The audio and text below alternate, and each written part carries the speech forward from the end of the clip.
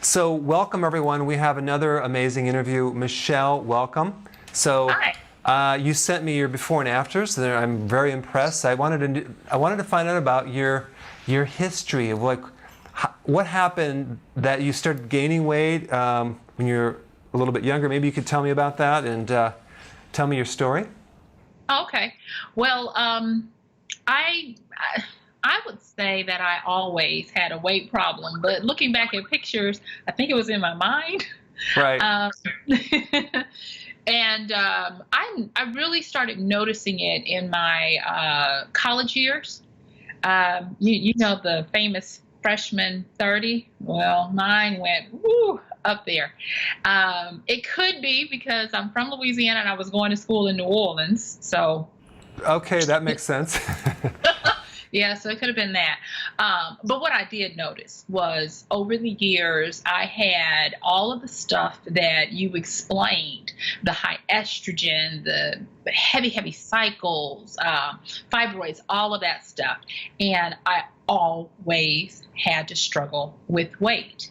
I wasn't really a dieter because I just don't believe in it, but I would try to do what I thought was healthy eating, which in hindsight, it really wasn't. I had a lot of high stress jobs after college and grad school, and it kind of like inched up, so I was okay here. Then in my 30s, I guess, it doesn't matter. I'll tell my age. I don't have a problem with that. I just decided to, by sheer force of will, go to the gym every day and get it controlled. And that was still a struggle. I changed careers. So now I'm a full-time author and consultant, and I sit all the time. And I will just tell this quick little story, if you'll permit me. Yeah. It was December 31st, 2016, last year. And I had just come back from a cruise. And normally when I take my cruises, I can walk, I can do all the stuff. Dr. Berg, I was so sick. I slept like 2 days straight on the ship. It was a chore to walk from my side of the ship to where the food was. And I had the nerve to be upset about that. And it was just a different thing. I didn't even get off the ship to go to any of the ports and that kind of stuff. And I kept getting severe leg, thigh, and calf cramps. And by this time, my brain fog was so bad. I remember I would get up to go and get something. And by the time I got to the next room, I would have totally, completely forgotten why I was in there. Wow. Yeah. And so it was really bad. So get back from the cruise and I get on the scale. And that was my breaking point, I think, because the scale said, "Are you ready for this?" I'm only I say I'm 5'6", but I'm more like 5'5.5". And my scale said I was 249 pounds. Wow. Wow. That was probably freaked you out right there. Yeah, that's what I was just like, okay, I can't do this. And like I said, I write for a living. I write, novels. And so I sit a lot. What I realized was something had to change. And I was watching a YouTube video on doing some research for a book. It was December 31st. And this ad comes up. "Are you having these symptoms?"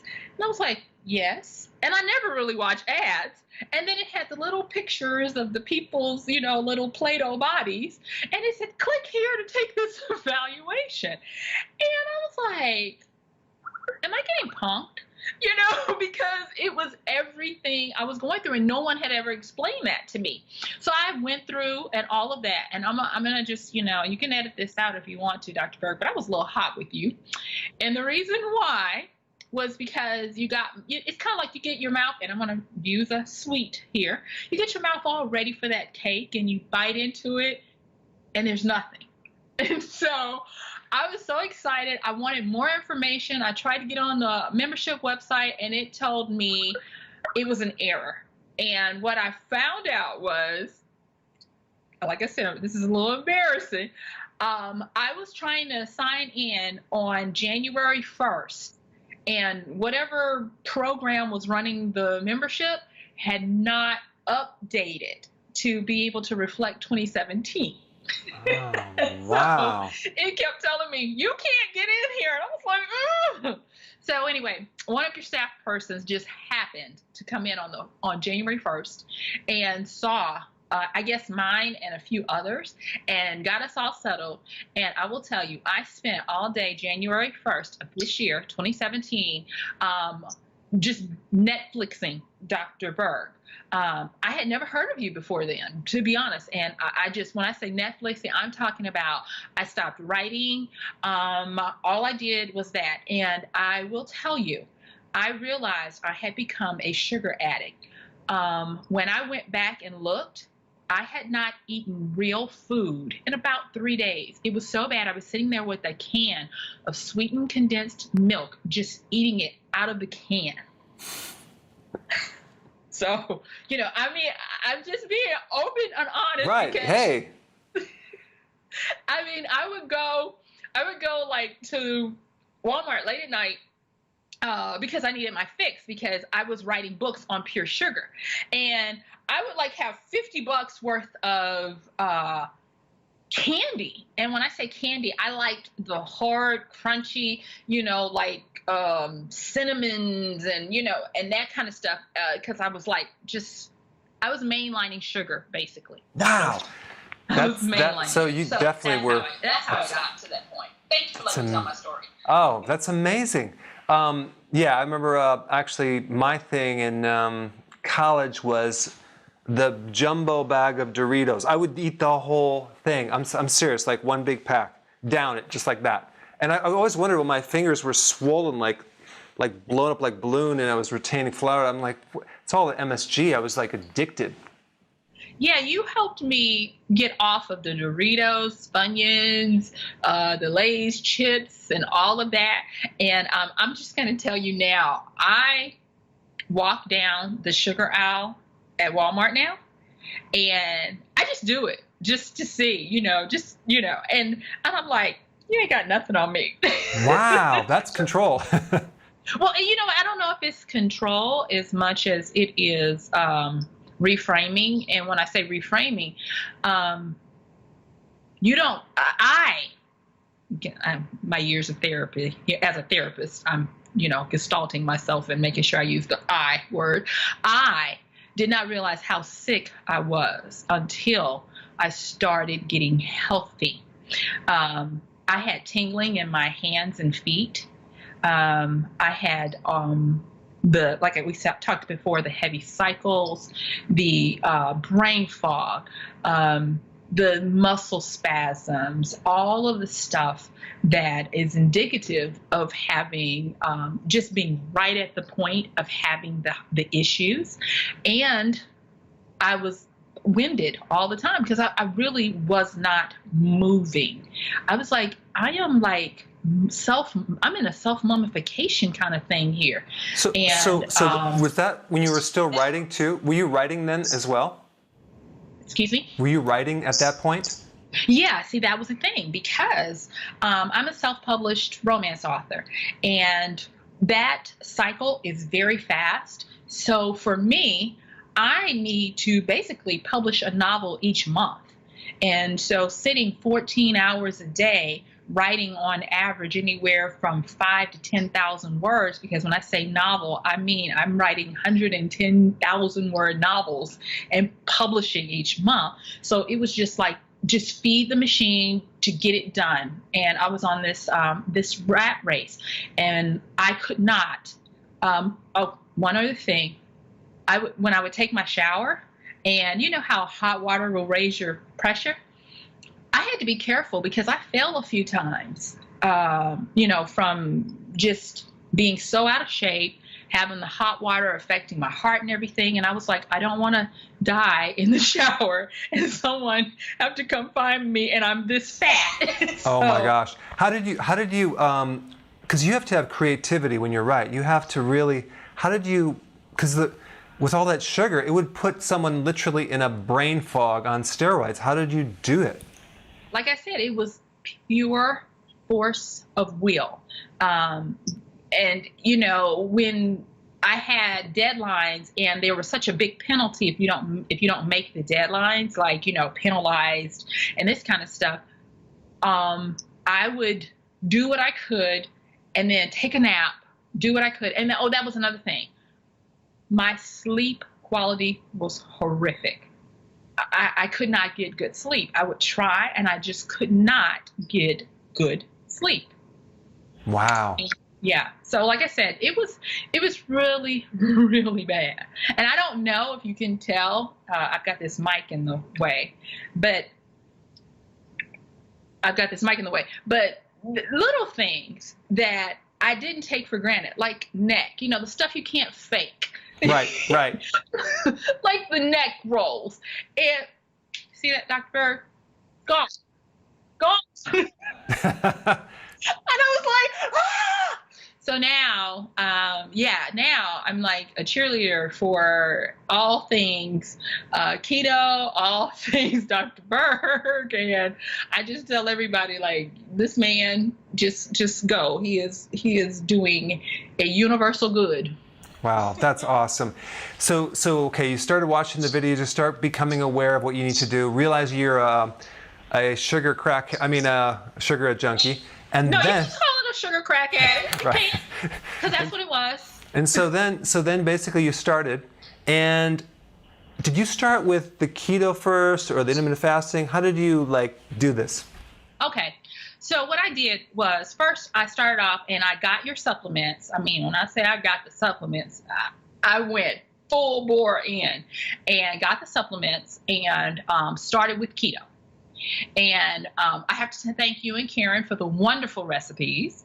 And so I had to relearn how to cook for myself and started with all those recipes. And, you know, I had to go and figure out where to find some of this stuff, but I did.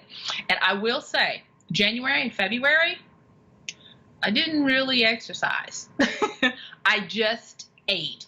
And I did not stop the snacking. And when I say the snacking, it wasn't sugar or the bad stuff, but it was things like, okay, so for instance, January, I had to learn that you cannot eat a bag of extra gum. I don't believe the sugar-free. It's a lie, people. It's a lie. And I was like, okay, why is this not working? I mean, I lost 9 pounds that month, but I wanted the stuff like the other, big girls, the big fluffy girls like me. And I was like, I only lost 9 pounds.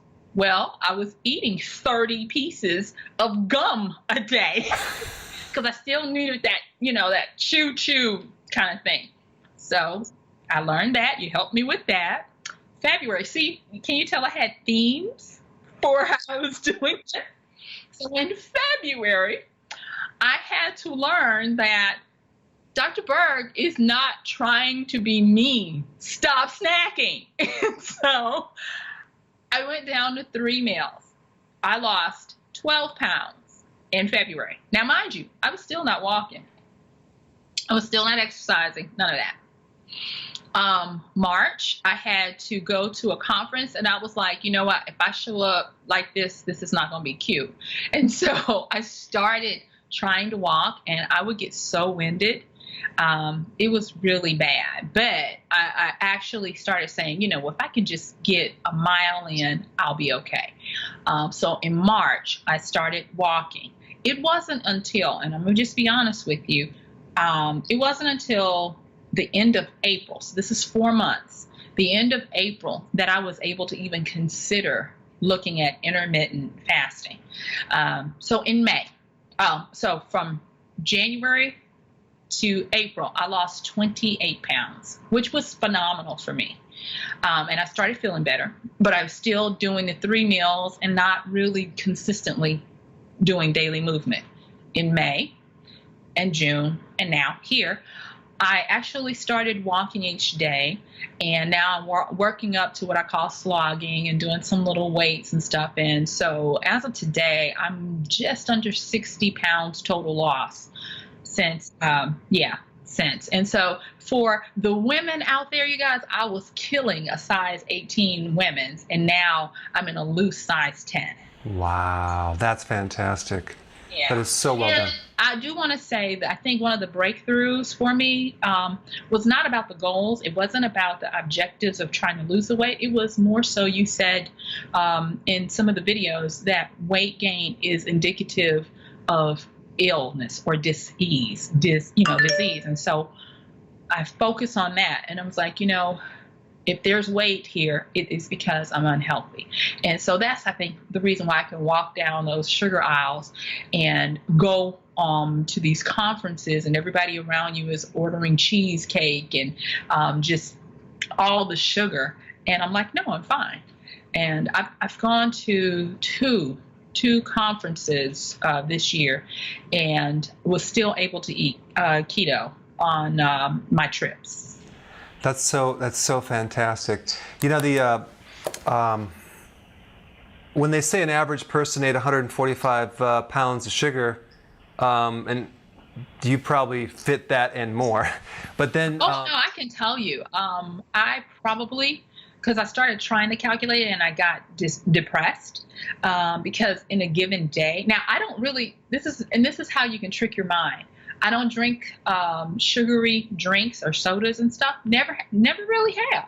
So I was telling myself I was okay.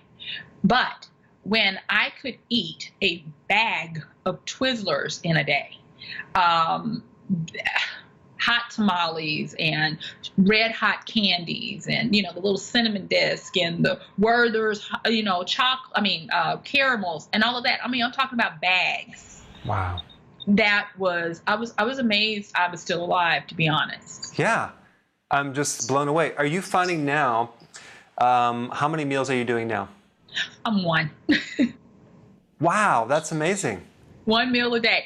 And you actually helped me understand that it was my metabolism, because all through my life, I would actually forget to eat. And so trying to do the 3 meals, I felt pressure to do it. And I felt like I'm doing this because someone said to do it. And so when I decided I was going to go to intermittent fasting in May, when I was feeling, I think, healthy enough, I tried the 2 meals. It was still too much. And because I wasn't hungry, and I was like, well, why am I eating if I'm not hungry?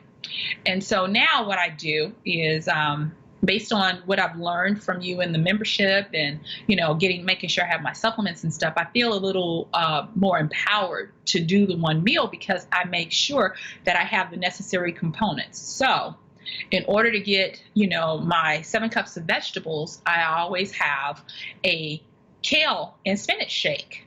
So that's 3 of my cups there. And then I have the other 4 cups in a healthy salad. And my proteins, I'll do, you taught me a little bit about, the different types of proteins with the meats. I was never a real red meat person, but I was killing chicken. And so now I have learned to mix up chicken with other meats, even, breakfast chops and things like that I'll blacken and those types of things. And just really having a variety. My relationship with cauliflower has blossomed.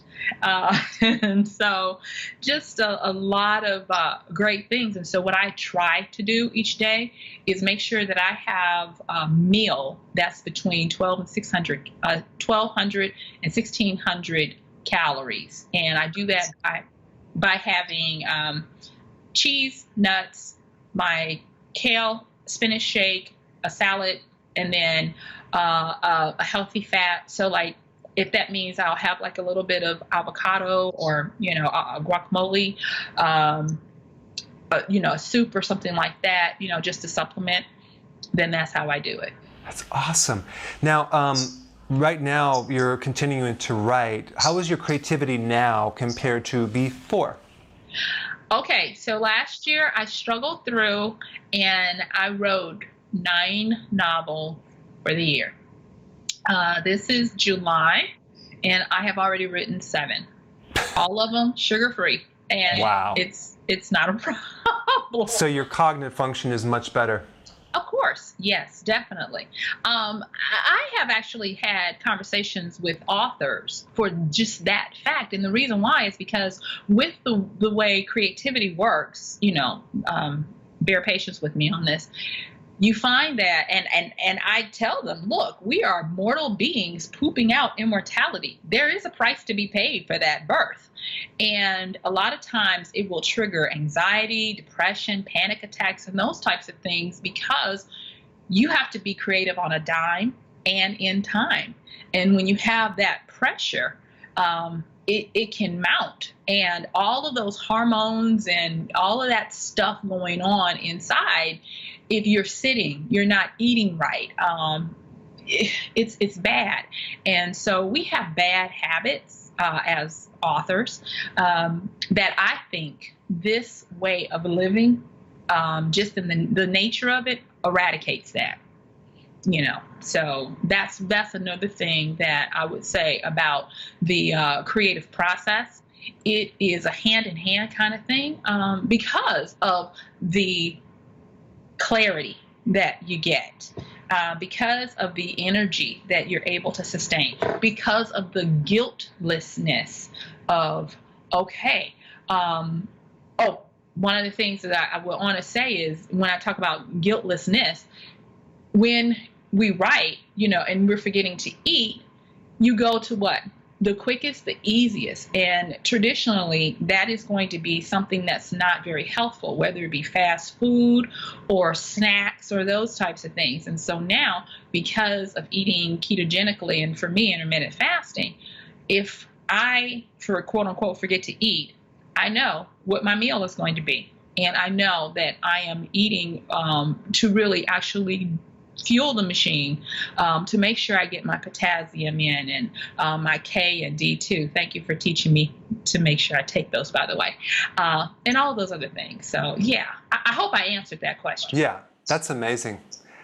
That's awesome. So, there's a common thread, like your awareness is so high now, and now you have the knowledge of exactly what to do and how to get to where you really need to go. And now you've felt it, you've experienced it, you know it's true because you see it. And wow, what a story. Amazing. It must be something about the eating, because now when people see me and they see my skin and all of that kind of stuff, they're like, what are you doing? And it just really opens it up. For whoever might see this, I am not young. I'm 48, and to be able to have all of the collagen, none of this is going on. It's no flabbiness. And Dr. Berg, I said this was the true test that it was working. I always, and I don't know if you can see this, maybe I'll step back. Okay, so, you can't fake the neck or arms and stuff. And for women, this is gone. You can, the little fat pocket. Right. And that's one of the weirdest things when you notice a fat pocket is gone and you're like. Yeah. Yeah. I just saw the picture of your face before and after. You could just see this, everything's coming down. It's dramatic. It's amazing. I have people saying, you look so much younger. Of course, I'm rocking my gray, and of course, this is my workout hair, Dr. Berg, but right. But it's something when other people can see the health, and that's what I wanted to say. I'm not concerned as much about them seeing, oh, you're losing weight. No, it's the health. It's the quality of the clarity in my eyes and my skin and, the vitality that's coming back. And that's one of the biggest things that I'm very grateful for. What did Bob Marley say in his deathbed? You can't buy life. You can't. And so for me, being preventative now is a blessing, and it's really a gift that is just keeps on giving. It's helping me be, able to produce and do what I do. And Yeah, it's really something. So That's awesome. Yeah, I think just if anyone's watching this and they haven't watched some of the other videos, the principle you're talking about is get healthy to lose weight, not lose weight to get healthy. It's a simple thing, but it's an altered sequence that we've been brainwashed to say that, oh yeah, obesity is a health risk and you need to lose weight to get healthy. Well, oh really? You're going to starve yourself to get healthy? But if you get healthy the right way, fixing insulin resistance, that's the big thing, the weight will come off and you start feeling good and you get all the benefits. I mean, the benefits are huge, but until you do it, you don't really know it. So anyone watching, you just need to bite the bullet, jump in, do it, drink the Kool-Aid. No, not the Kool-Aid. Sugar-free Kool-Aid. the salsa water. Exactly. So I wanted to just really thank you. I mean, words can't even express it. But I'm going to attempt to say that it's not even about the weight loss. Again, it is about the fact that I have been freed from a lot of the haunts of my family. Diabetes, heart conditions, high blood pressure, and those types of things. And I mean, flirting that closely with those symptoms was a wake-up call for me. And I mean, it's only been 6 months. I mean, I'm not where I totally want to be, but I am on a forward, consistent movement. And this is not a diet. This is sustainable for the rest of my life. I'm very healthful, and I don't have that. And when I say I don't have that, I didn't recognize how much of a burden in the back of my mind that was a worry that I would end up with those symptoms or those conditions. And now I don't have that concern. Wow. Wow. So you're not in that fear, a constant fear. Am I going to get this, that whole thing? Because Yeah. Yes. Yes. That's awesome. Michelle, thank you so much for the interview. This is going to give a lot of people hope, and I really appreciate it. You have a wonderful personality. Oh, well, thank you. And so thank you so much for sharing your platform with me. I'm very humbled and just my pleasure. overwhelmed. Thanks. Thanks. Have a great afternoon. You too. Bye-bye.